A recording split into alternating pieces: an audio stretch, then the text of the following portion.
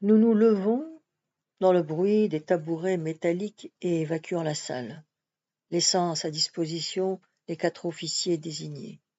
Mes camarades s'en vont, les uns à pied, les autres en jeep, pour rejoindre leur python. Quant à moi, je suis condamné à attendre dans un coin la fin de l'entretien. Je sors dans la cour et je m'assois dans la jeep à côté de Bernard, qui prend son mal en patience derrière son volant. Vous ne savez pas si le lieutenant en a pour longtemps? Je n'en sais pas plus que vous, mon vieux. Il est en entretien avec le colonel. Attendons. Je lui tends mon paquet de troupes et la fumée de nos cigarettes monte entre les branches tourmentées du vieil olivier sous lequel notre véhicule est garé. Dans le ciel, direction Alger, passe un hélico, une civière fixée à ses patins.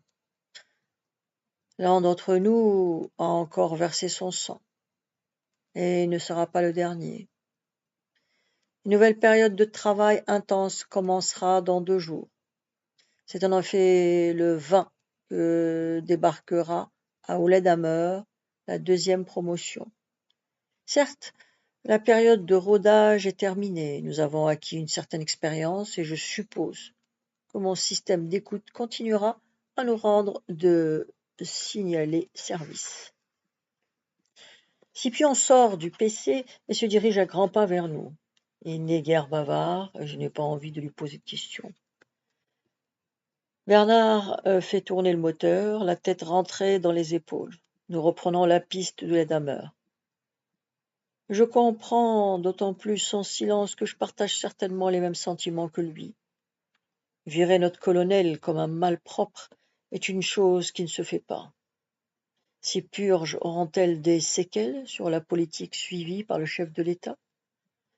Les pieds noirs font toujours autant de bruit, remuant autour autant d'air et feraient mieux de revêtir la tenue de combat et de rejoindre nos rangs. La population musulmane est réfugiée dans un mutisme difficilement interprétable. Quand je pense que les rebelles rescapés se terrent, que la victoire militaire sur le terrain est une réalité, je ne comprends plus. Qu'attendons-nous? Faudra-t-il dégoûter l'armée d'avoir mené à bien sa mission? Faudra-t-il donner aux politiques le temps de tout gâcher? Franchement, il m'arrive de ne plus savoir à quel saint me vouer. Si Scipion pouvait lire dans mes pensées, Dieu, quelle engueulade il me passerait. Nous pénétrons dans l'enceinte du CFAD, où l'encadrement s'active à tout remettre en état pour le nouveau stage. Chatoise et Dedieu s'approchent de nous, venant aux nouvelles.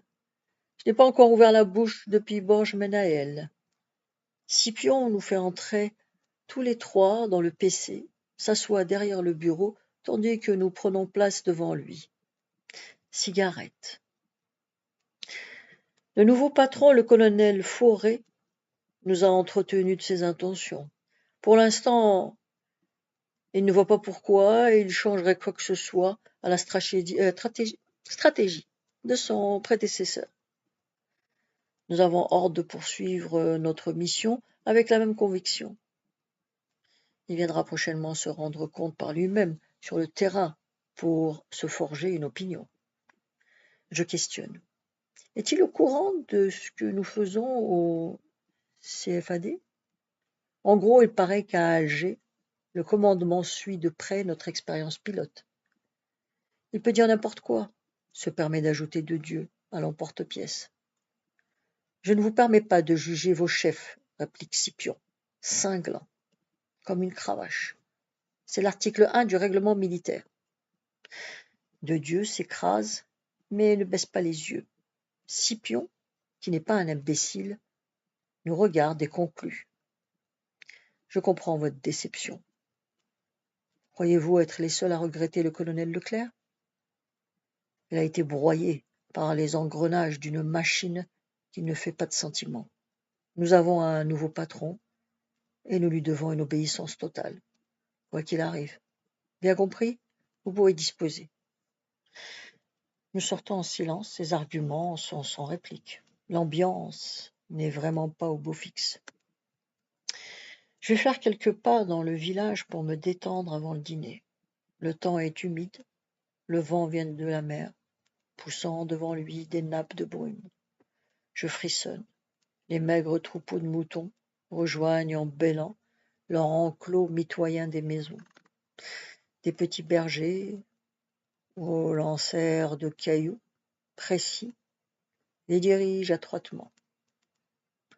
Au loin, au-dessus d'un bouquet d'eucalyptus, planent des charognards attirés par une bête morte. 2 taxis arrivent dans le couvre-feu, débarquant leur chargement de fellahs bardés de couffins, qui se hâtent vers leur mechta. Ils sont suivis de près par les derniers bavards du cercle des anciens. À l'angle d'une ruelle, des enfants jouent au football en tapant dans une vieille boîte de conserve. Les instituteurs, qui font toujours bande à part, leur journée terminée, se dirigent à petits pas vers la popote qu'ils doivent considérer comme la cantine scolaire.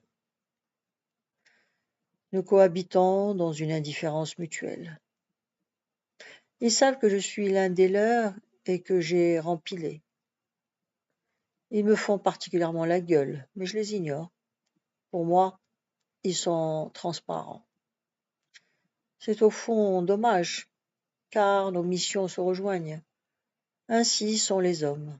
Chacun doit détenir la vérité et estime que l'autre se trompe, alors que souvent cette vérité a des facettes complémentaires.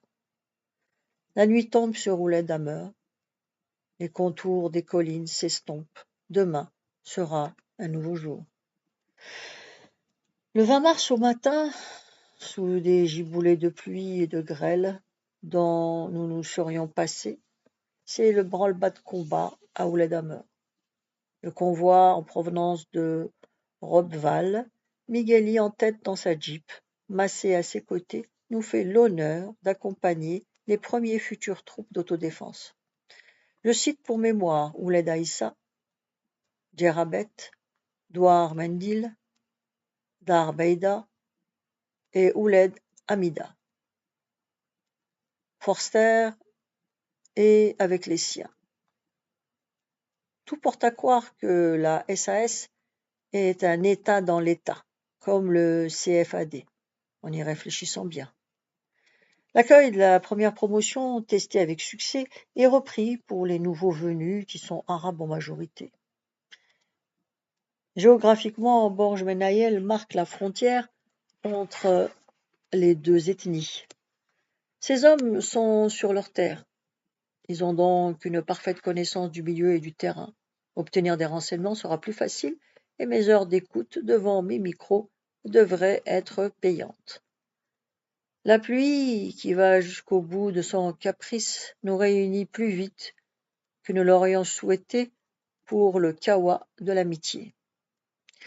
Mon cher Scipion, dit Migueli, je vous confie l'élite des fellahs de mon quartier. J'ose espérer qu'en 6 semaines, vous les transformerez en responsables politiques efficaces, capables de coopérer avec nous et de ne pas nous tirer dans le dos. Vous voyez ce que je veux dire? Mon commandant, vous n'êtes pas sans ignorer que la réussite à 100% relève de l'utopie. Nous travaillerons au mieux de nos intérêts et de vos intérêts et surtout de ceux de leur village. Forster boit son café en solitaire, manifestement, nous nous battons froid. S'il attend un premier pas de ma part, il peut s'armer de patience. Un peu plus tard, les chefs sont au vent, à nous de jouer. Côté famille, il y a du nouveau. Jocelyne a constitué son dossier pour l'obtention d'un poste à l'école primaire de Borj Menaïel et pas ailleurs. Il est en effet hors de question qu'elle se déplace pour 2 raisons. Primo, l'insécurité sur les routes. Secondo, nous ne possédons pas de voiture.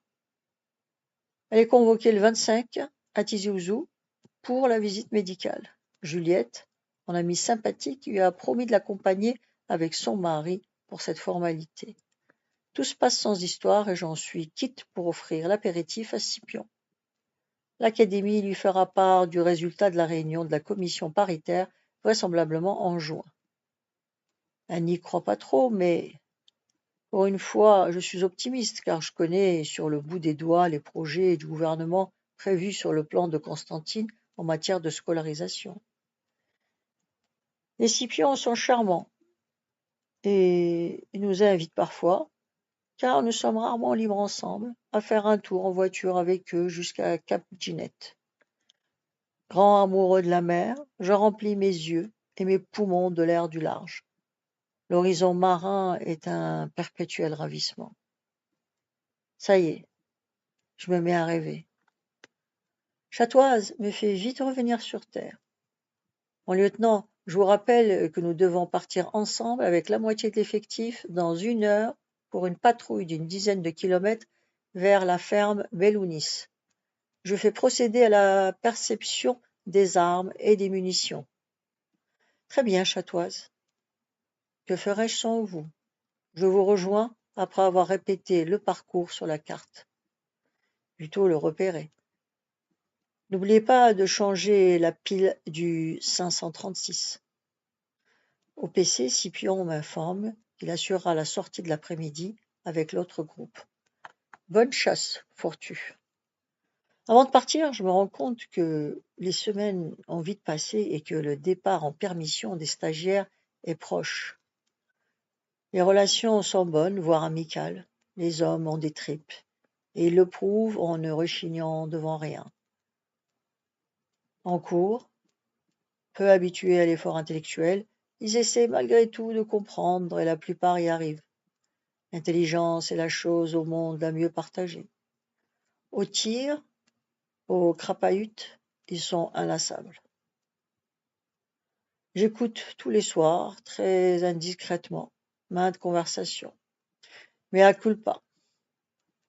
Mon harki arabe, Ben Ali, les traduit. Pas de problème majeur, simplement de légitimes préoccupations quant à leur devenir.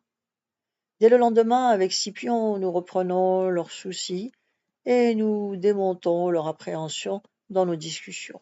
Certains doivent croire que nous avons le don de lire dans leurs pensées.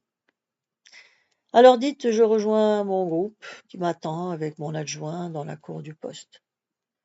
Il fait beau et un soleil tout neuf fait chatoyer le drapeau qui flotte sur nos têtes.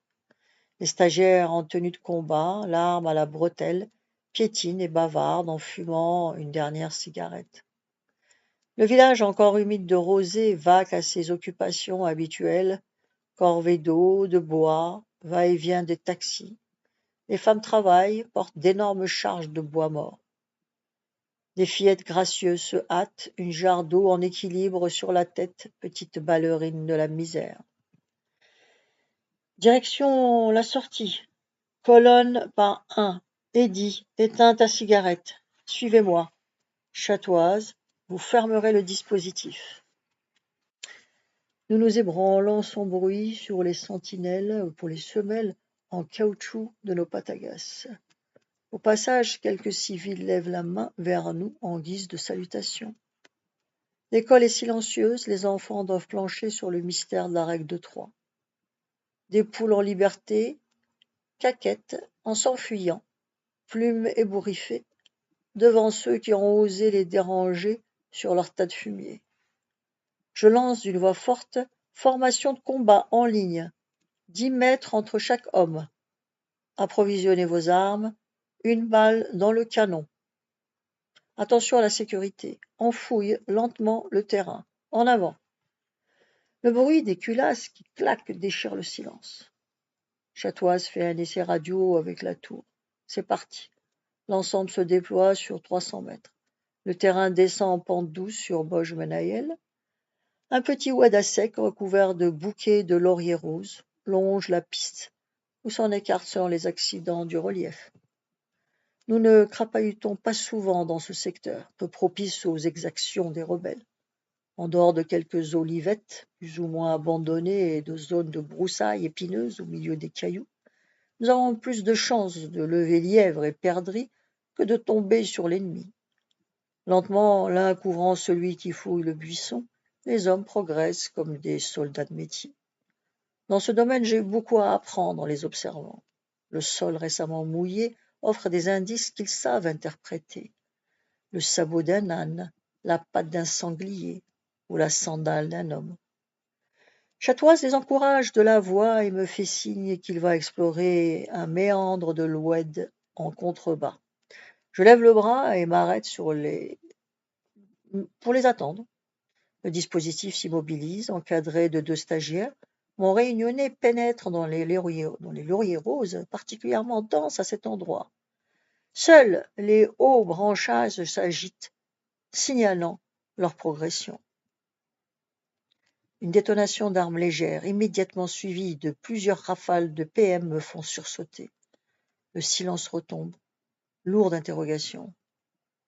Bon Dieu, qu'est-il arrivé? Personne ne bouge. Je veux voir ce qui se passe. Très inquiet, je cours au galop les 100 mètres qui me séparent du point d'où sont partis les coups de feu. Chatoise et l'un des stagiaires émergent à ce moment-là de la végétation, le visage décomposé. Que s'est-il passé, bon sang? Mon lieutenant Ben Hamouda d'Ouled Aïssa a été tué à bout portant par un civil armé d'un revolver 6,35. Et il me tend une arme ridicule. C'est la tuile. L'autre s'est-il enfui? Non, je l'ai abattu en rafalant au jugé. Je ne voyais rien au milieu des branchages. Les 2 corps sont à quelques mètres de là. Je m'avance et je découvre ce pauvre Ben Hamouda qui a eu la malchance de recevoir à bout portant une balle 6,35 mm en plein cœur. Touché ailleurs, il n'aurait eu qu'une légère blessure. L'autre cadavre est celui d'un civil criblé de balles. Il porte encore en bandoulière une sacoche de vieille toile que je lui enlève pour la fouiller. Elle contient une liasse de billets de banque crasseux. Il s'agit probablement d'un collecteur de fonds qui faisait la tournée des villages de sa zone d'influence.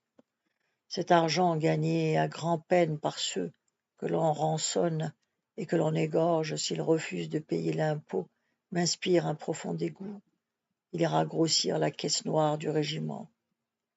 Devant la mine déconfite de Chatoise, il doit se sentir responsable du drame. Je lui dis « Chef, ne faites pas cette tête-là, c'est la guerre. Vous auriez pu tout aussi bien passer à côté sans le voir ou être tué à sa place. Passez-moi le 536 afin que je rende compte à Scipion. » À l'annonce de l'accrochage, il me dit de rester sur place. Il arrive avec la Jeep. Quelques minutes plus tard, il débarque dans un crissement de frein. Je le mets rapidement au courant de la situation. Sans commentaire superflu, il fait charger les 2 corps à l'arrière du véhicule et repart avec Chatoise, qui accuse un sale coup au moral. « Mektoub, mon lieutenant, » me lance mon fidèle Ben Ali. « Dieu l'a voulu. C'était son heure. » La suite demain. Vous pouvez vous abonner.